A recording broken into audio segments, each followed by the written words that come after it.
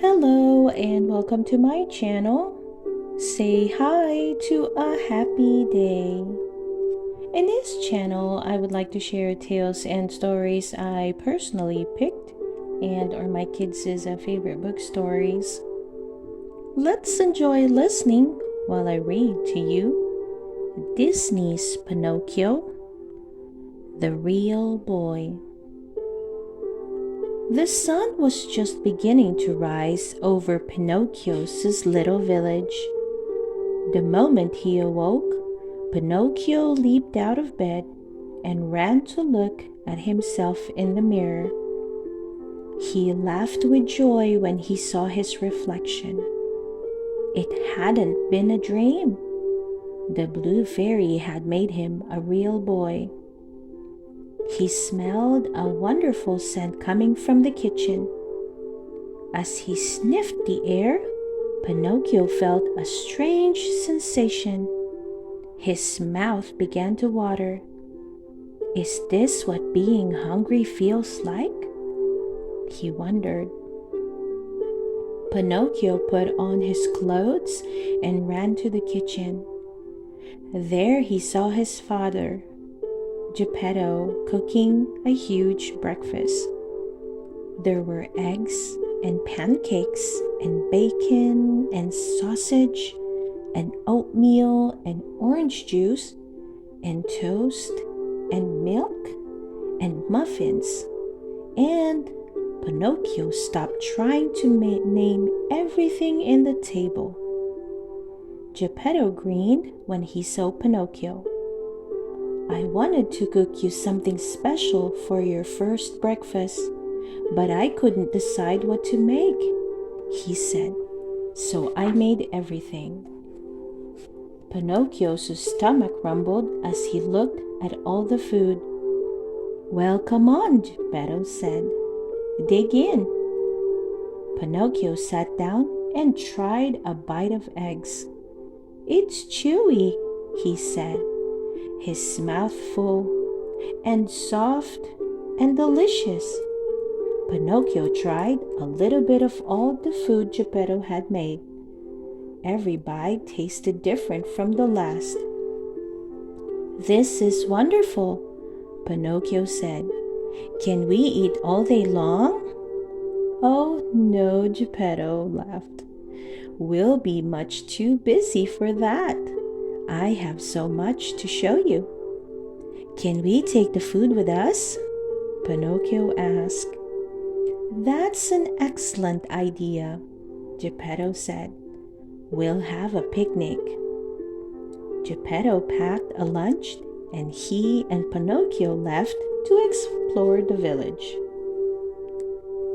The first thing Pinocchio noticed was how brightly the sun shone. He blinked as he left the dark cottage and walked into the sunshine. Its dazzling beams felt warm against his skin. Pinocchio and Geppetto made a game of running in and out of the shadows all the way to the edge of town. When Pinocchio jumped through the last shadow, he felt a strange sensation in his stomach. It was different from hunger. It was... Pinocchio's tummy flip-flopped and strange sound came from his throat. What hic is going kick on? Pinocchio asked. He was starting to get scared. Don't worry, Geppetto said. It's just the hiccups. Hiccups? Pinocchio asked. Will they ever stop? Geppetto showed Pinocchio how to hold his breath until the hiccups went away. Pinocchio wasn't sure he liked this new experience. He had been so busy thinking about how much fun being a real boy was. He hadn't stopped to think about all the things that could go wrong. Pinocchio grew silent as he followed Geppetto. At first, the sun's warmth had felt nice, but now Pinocchio was hot and sweaty. His feet hurt, and his stomach felt as empty as it had that morning before breakfast. Pinocchio finally asked the question he was most concerned about. "Are we there yet?" Geppetto took Pinocchio's hand. "It's just over these hills." The pair climbed higher until they saw a beautiful valley below them. "Race you to the swimming hole?" Geppetto asked. Pinocchio nodded and ran off before Geppetto could get ready. Father and son ran down the hill and collapsed in a happy pile next to the lake's edge.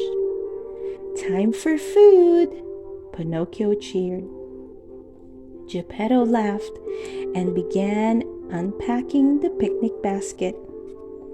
Geppetto and Pinocchio spent the rest of the day at the swimming hole, playing in the water and fishing on the bank.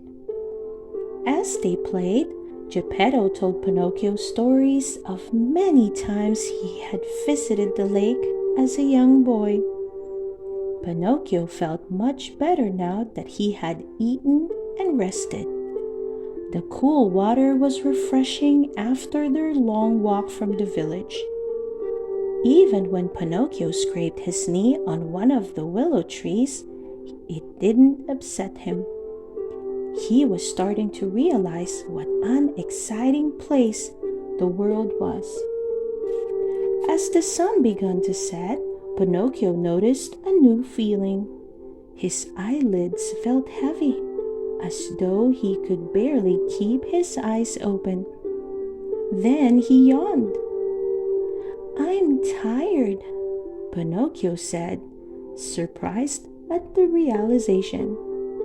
"You've had quite a big day," Geppetto said. "Are you ready to go home?" Pinocchio nodded, and Geppetto lifted him onto his shoulders. He carried Pinocchio toward their little house in the village. Sitting on Geppetto's back, Pinocchio looked up into the night sky. Far above them shone the wishing star, twinkling brightly. Pinocchio realized that being a real boy was more complicated than he had imagined. "Today was fun, Father," Pinocchio said, "but it was hard too." Geppetto nodded, thinking about what Pinocchio had said. "That's what being alive is. It's sunlight and bacon and hiccups and scraped knees. Some of it will be scary, but I promise I'll be right there with you." Geppetto waited for Pinocchio to answer, but all he heard was the sound of soft snoring. Pinocchio was fast asleep. Geppetto laughed. "Enough speeches. It's time to get you to bed."